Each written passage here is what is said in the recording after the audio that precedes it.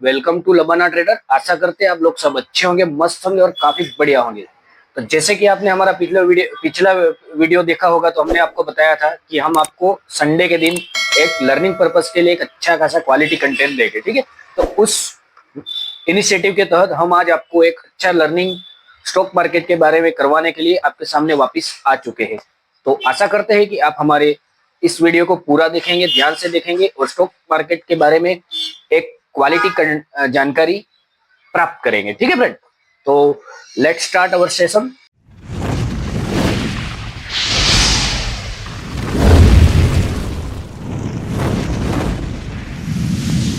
हम आपको stock market में एक अच्छी क्वालिटी लर्निंग देंगे। ठीक है, तो उस इनिशिएटिव के तहत आज हम ये वीडियो आपके लिए स्पेशल संडे स्पेशल वीडियो बना रहे हैं, ताकि आपकी स्टॉक मार्केट में नॉलेज में इंक्रीज हो, आपका नॉलेज थोड़ा इंक्रीज हो। ठीक है फ्रेंड, तो उसके तहत मैं आज आपके लिए ये वीडियो लेके आ चुका हूँ। तो हम आज के इस वीडियो में फ्रेंड बातें करेंगे कि एक्चुअली में स्टॉक मार्केट क्या है, क्योंकि मार्केट में बहुत सारे लोग दिन ब दिन आ रहे, नए लोग आ रहे, लेकिन उनको एक्चुअल में पता ही नहीं है कि स्टॉक मार्केट क्या चीज है, स्टॉक मार्केट कैसे काम करता है, स्टॉक मार्केट में कैसे हमें काम करना है। तो हमारा मोटिव ये है कि आपको स्टॉक मार्केट के बारे में बेसिक जानकारी प्रोवाइड करें कि एक्चुअली में स्टॉक मार्केट है क्या। उसमें हम बात करेंगे स्टॉक मार्केट में जो शेयर होता है वो क्या है, उसके बाद बात करेंगे एनएससी क्या है, बीएससी क्या है। उसके बाद हम विस्तार से चर्चा करेंगे कि उसको कंट्रोल नियंत्रित कौन करता है, कोई गवर्नमेंट बॉडी क्या नाम है उसका। तो सेबी के बारे में हम डिस्कस करेंगे कि सेबी का काम क्या है, एनएससी का काम क्या है, बीएससी का काम क्या है, कोई किसी भी कंपनी का शेयर क्या होता है। ठीक है, और फिर बाद में लास्ट में हम बात करेंगे ट्रेडिंग और इन्वेस्टिंग के बारे में, ट्रेडिंग के टाइप जानेंगे कि ट्रेडिंग के कितने टाइप की होती है, किस किस प्रकार की हम किस किस सेगमेंट में ट्रेडिंग करेंगे, इन्वेस्टिंग क्या है, इन्वेस्टिंग का पर्पस क्या है, ट्रेडिंग करने का पर्पस क्या है। तो आपको इस पूरे वीडियो में अगर आप ध्यान से देखोगे तो एक अच्छा खासा लर्निंग कंटेंट मिलेगा और आपको मजा आएगा। और हमारा प्रयास यही है कि आपको पूरा ज्यादा टेक्निकल में ना जाते हुए हम पूरा जो ये वीडियो है वो सिंपल तरीके से बनाया है, ताकि आपकी सिंपल अंडरस्टैंडिंग मार्केट में बनी रहे। ठीक है फ्रेंड, तो आप इस वीडियो को ध्यान से देखिएगा तो आपको पूरा वीडियो समझ में आएगा। ठीक है, तो चलिए शुरू करते हैं। तो जैसे कि मैंने आपको बताया कि पहले मैं आपको जानकारी दूंगा शेयर के बारे में। स्टॉक मार्केट का इंग्लिश नाम है ये स्टॉक मार्केट, उसको हिंदी में बोलते हैं शेयर बाजार। ठीक है, तो शेयर पर से आपको समझ में आ रहा है कि शेयर क्या होता है। ठीक है, मैं शेयर के बारे में आपको बताऊंगा। तो शेयर मतलब कंपनी का कोई हिस्सा होता है, वो हम बाय या सेल करते हैं। हम कौन है? हम रिटेल ट्रेडर है, हम निवेशक है। जो हमारा जो अमाउंट है वो शेयर बाय या सेल करके कंपनी में हमारा अमाउंट लगा रहे हैं। ठीक है, अब कंपनी क्यों शेयर बाय या सेल करवाती है उसके बारे में आपको थोड़ा डीपली बता देता हूँ। तो किसी भी कंपनी को चलाने के लिए, उसकी ग्रोथ के लिए, उसका बिजनेस एक्सपांड करने के लिए कंपनी को चाहिए पैसा। अब कंपनी पैसा कहाँ से लाएगी? उसके पास दो विकल्प है।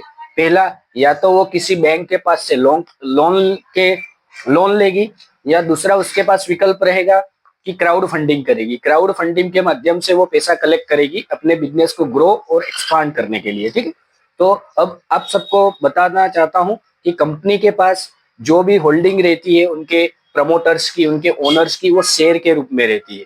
अब वो पूरे शेयर मार्केट में नहीं लाएगी, उससे का कुछ हिस्सा क्राउड फंडिंग कलेक्ट करने के लिए कंपनी मार्केट में लाएगी। अब मार्केट में कोई प्लेटफॉर्म तो होना चाहिए ना उस शेयर को बाय या सेल करवाने के लिए। ठीक है, तो उस प्लेटफॉर्म का नाम है एनएससी या बीएससी। वो मंच प्रोवाइड करता है रिटेल ट्रेडरों को कंपनी में निवेश करने के लिए। तो वो एनएससी और बीएससी एक प्लेटफॉर्म है।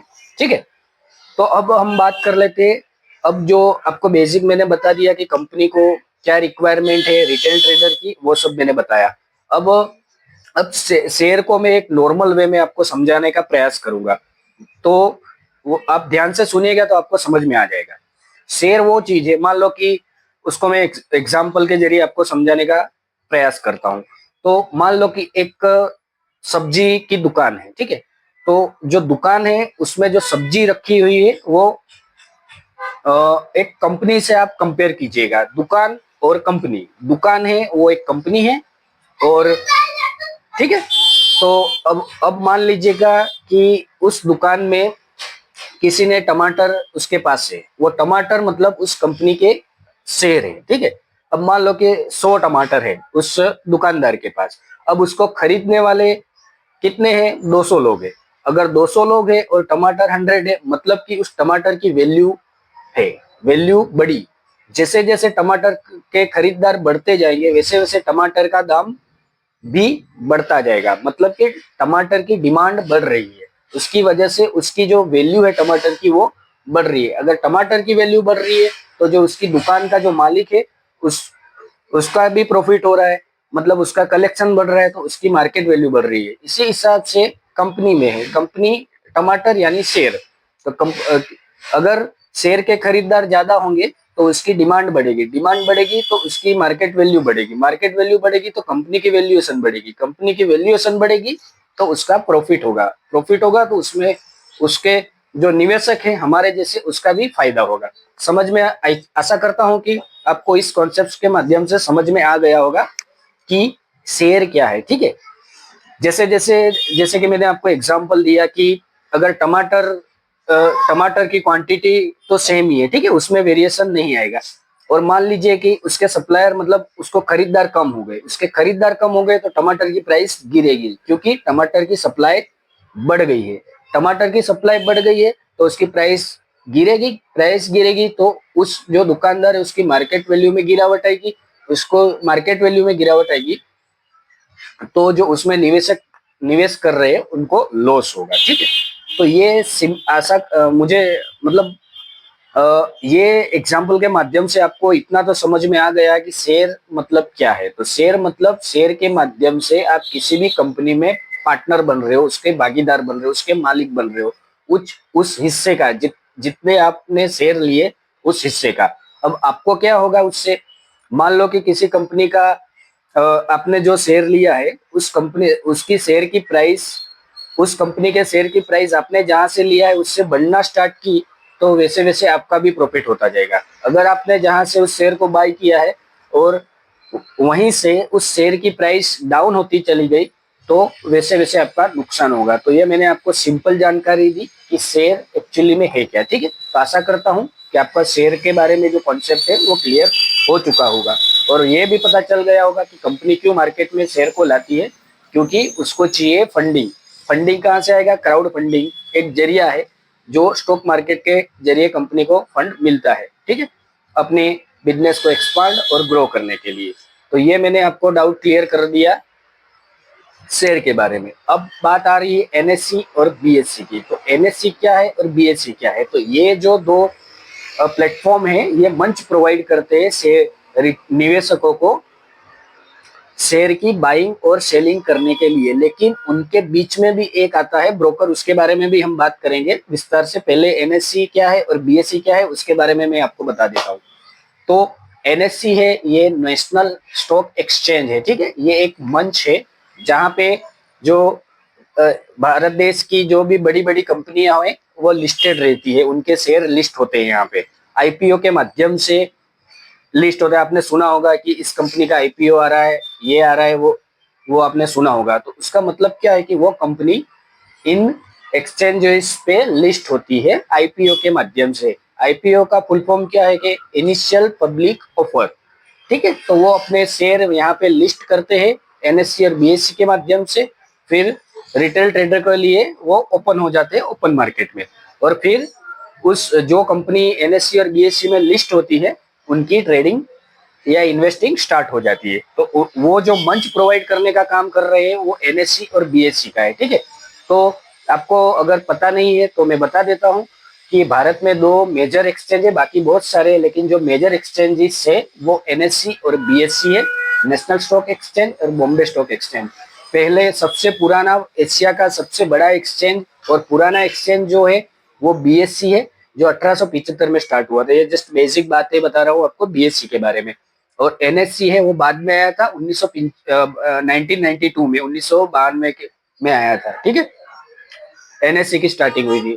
अब जो जो अभी हम ट्रेडिंग कर पा रहे हैं वो इलेक्ट्रॉनिक ट्रेडिंग कर रहे हैं, उसकी शुरुआत एनएससी ने की थी। एनएससी का टर्नओवर भी ज्यादा है बीएससी के कंपेयर में, और भारत देश की जो भी जितनी भी बड़ी बड़ी कंपनियां हैं वो सब लिस्टेड है एनएससी पे। बड़ी बड़ी जो भी मेजर कंपनी है वो सब एनएससी पे लिस्टेड है। ऑलमोस्ट 1600 के आसपास कंपनीज है वो एनएससी में लिस्टेड है, और बीएससी में 5000 से ज्यादा है। लेकिन अगर ट्रेडिंग के पर्सपेक्टिव से हम बात करें तो एनएससी में जो ट्रेडिंग का वॉल्यूम है वो थोड़ा ज्यादा रहता है, क्योंकि उसका जो पूरा मैकेनिज्म है वो बहुत ही बढ़िया है और एडवांस है थोड़ा बीएससी से। बीएससी भी कंपेयर में अच्छा है, लेकिन एनएससी में ट्रेडिंग वॉल्यूम डे के हिसाब से ज्यादा रहता है। तो आशा करता हूं कि मैंने थोड़ा आपको प्रयास किया कि एनएससी और बीएससी के बारे में जानकारी देने का, तो आपको थोड़ा ओवरव्यू मिल गया होगा कि एनएससी का काम क्या है, बीएससी का काम क्या है।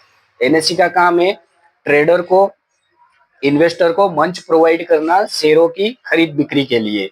अब एनएससी और बीएससी में कंपनियां लिस्ट होगी, उसके बाद बीच में आएंगे एनएससी और बीएससी के बीच, एनएससी और बीएससी और हम रहे निवेशक रिटेल ट्रेडर, ठीक है। तो हमारे बीच में आएगा दलाल यानी कि ब्रोकर। तो ब्रोकर का काम क्या है, प्लेटफॉर्म प्रोवाइड करना, शेयरों की खरीदी और बिक्री करने के लिए प्लेटफॉर्म प्रोवाइड करना निवेशकों को, तो उसका काम ब्रोकर करेगा। तो ब्रोकर कौन से है अभी इंडिया में, जैसे कि आपने नाम सुना होगा, ब्रोकर दो टाइप के होते हैं, ऑफलाइन ब्रोकर भी होता है, ऑनलाइन ब्रोकर भी होता है। ऑफलाइन ब्रोकर मतलब पेपर वर्क होता है, जो मार्केट अवर्स के अंदर आप पेपर वर्क से शेयरों की खरीद बिक्री करते हैं, वो काम करता है ऑफलाइन ब्रोकर। और ऑनलाइन ब्रोकर जैसे कि आपने नाम सुना होगा, गुरो, जीरोदा, एंजल वन, अपस्टॉक, ये जो भी ऑनलाइन ब्रोकर है इनका काम है निवेशकों को ट्रेडिंग करवाना और इन्वेस्ट करवाना, ठीक है। तो आपको आई थिंक समझ में आ चुका होगा कि ब्रोकर का काम क्या है, एनएससी क्या है, बीएससी क्या है, ठीक है। ये सब बातें आपको बेसिक क्लियर हो चुकी होगी आशा करता हूँ, क्योंकि आपने अगर मेरा पूरा वीडियो ध्यान से देखा होगा तो ये सब चीजें नॉर्मल है, ये आपको क्लियर हो गई होगी। अब बात रही इन सब का संचालन और इन सब पे नियंत्रण कौन करता है। नियमन और नियंत्रण करने का काम गवर्नमेंट बॉडी एक बनाई गई है इंडिया में, उसका नाम है सेबी। ये सब एनएससी बीएससी ब्रोकर पूरे रूल्स और रेगुलेशन बनाने का, गवर्नमेंट के हिसाब से वर्क करवाने का काम जो भी है वो पूरा सेबी का है। सेबी क्या है, security exchange board of India, जो एक गवर्नमेंट बॉडी है, वो निगरानी रखती है पूरे इस कारोबार की। तो ये पूरा मैंने आपको स्ट्रक्चर बताया स्टॉक मार्केट का, कि स्टॉक मार्केट में पहले कंपनी आती है, कंपनी को चाहिए फंडिंग, तो उस अपने बिजनेस को ग्रो और एक्सपांड करने के लिए तो वो लिस्ट होगी एनएससी और बीएससी पे।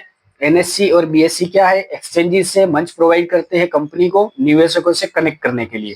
उन दोनों के बीच में आएगा ब्रोकर, जो ब्रोकर का काम है कि जो ट्रेडर लोग और इन्वेस्टर लोग हैं उनको मंच प्रोवाइड करना, वो एनएससी से और बीएससी से कनेक्ट रहते हैं। उस उन इन सब का जो नियंत्रण और नियमन करने का काम एक गवर्नमेंट बॉडी इंडिया की है SEBI, central exchange security exchange board of India, SEBI का काम इन सबको संचालित और नियंत्रित करना रहता है। तो ये पूरा आपको स्ट्रक्चर समझ में आ गया है स्टॉक मार्केट का, शेयर बाजार का, कि कैसे वर्क होता है, शेयर मार्केट क्या है। मैंने शेयर के बारे में भी आपको जानकारी दी एग्जाम्पल के जरिए, अगर आप समझ पाए होंगे तो, कि शेयर क्या है, शेयर क्यों कंपनी इशू करती है, किस माध्यम से आईपीओ के जरिए नेशनल स्टॉक एक्सचेंज या बीएससी पे वो लिस्ट, आईपीओ के जरिए लिस्टिंग होती है उसकी, उसके बाद उसमें ट्रेडिंग या इन्वेस्टिंग स्टार्ट होती है। तो आशा करता हूं कि ये सब जो पॉइंट थे, शेयर क्या है, एनएससी क्या है, बीएससी क्या है, उसका काम क्या है, इन सब पर निगरानी कौन रखता है, तो उसके बारे में मैंने आपको विस्तृत से जानकारी दी, एक सिंपल वे में, ज्यादा टेक्निकल ना जाते हुए, एक जो कॉमन इंसान समझ सके, जो नया ट्रेडर आ रहा है मार्केट में वो समझ सके, उसके पर्सपेक्टिव से मैंने पूरी आपको सिंपल लैंग्वेज में ये जानकारी दी, ठीक है। अब बात करते हैं हम ट्रेडिंग और इन्वेस्टिंग की। तो जैसे कि आप सबको पता ही है कि हम जो है वो ट्रेडिंग कर रहे हैं, ठीक है। तो अब मैं आपको ट्रेडिंग के टाइप के बारे में बताऊंगा कि ट्रेडिंग कितने टाइप की होती है और आप कैसे कैसे कर सकते हैं।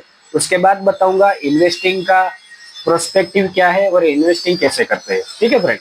तो चलो ध्यान से सुन लीजिएगा ट्रेडिंग क्या है। तो ट्रेडिंग फ्रेंड है, ट्रेडिंग तीन टाइप की मेजर अभी हो रही है। वो अलग अलग सेगमेंट के हिसाब से होगी, ठीक है। उसमें पहला सेगमेंट है इक्विटी सेगमेंट है, डेरिवेटिव सेगमेंट है, कमोडिटी सेगमेंट है।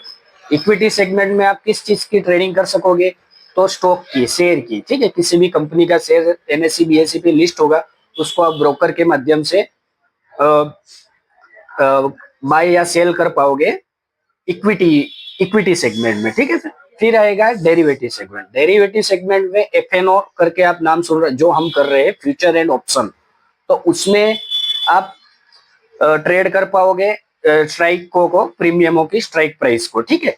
अब एफएनओ में भी दो पार्ट्स बनेंगे फ्रेंड, कि option by future and option. Future चीज भी अलग है, जो इंडेक्स का पूरा रहता है, उसको बाय या सेल करना। और option, future and option, option में दो टाइप, ऑप्शन बाइंग और ऑप्शन सेलिंग। जो हम अभी स्पेशली कर रहे हैं वो ऑप्शन बाइंग कर रहे हैं, ठीक है फ्रेंड। तो ऑप्शन बाइंग में जैसे कि आप सबको मैं बताना चाहता हूँ कि ऑप्शन बाइंग में अमाउंट कम लगता है, और आप आपके पास, मेरे पास, हमारे जैसे सब रिटेल ट्रेडर के पास अमाउंट थोड़ा कम रहता है, तो हमारे लिए प्रिफरेबल ऑप्शन बाइंग रहती है। टफ है पैसा कमाना उसमें, लेकिन कम अमाउंट वाले लोगों के लिए ऑप्शन बाइंग प्रिफरेबल है। उसके बाद ऑप्शन सेलिंग आती है, जिसके पास ह्यूज अमाउंट है, बड़ा अमाउंट है, छोटा छोटा रिटर्न कमाना है, तो वो लोग ऑप्शन सेलिंग करते हैं, ठीक है। तो मैंने ये आपको बताया कि किस किस सेगमेंट में ट्रेडिंग होती है। तीसरा सेगमेंट आता है कमोडिटी सेगमेंट। तो कमोडिटी सेगमेंट में आप सिल्वर है, सब मेटल्स जितनी भी आती है, उनको आप ट्रेड कर सकते हैं कमोडिटी सेगमेंट में। तो ये सब बात हो गई, सिल्वर है, गोल्ड है, ये सब कम्युनिटी सेगमेंट में आएंगे ट्रेड। ये सब मैंने आपको बेसिक ओवरव्यू बताया ट्रेडिंग का, कि ट्रेडिंग किन सेगमेंट में की जाती है वो। अब मैं बताता हूँ कि ट्रेडिंग कितने टाइप की होती है। तो ट्रेडिंग तीन टाइप की जनरली होती है: इंट्राडे ट्रेडिंग, स्विंग ट्रेडिंग और पोजिशनल ट्रेडिंग, ठीक है।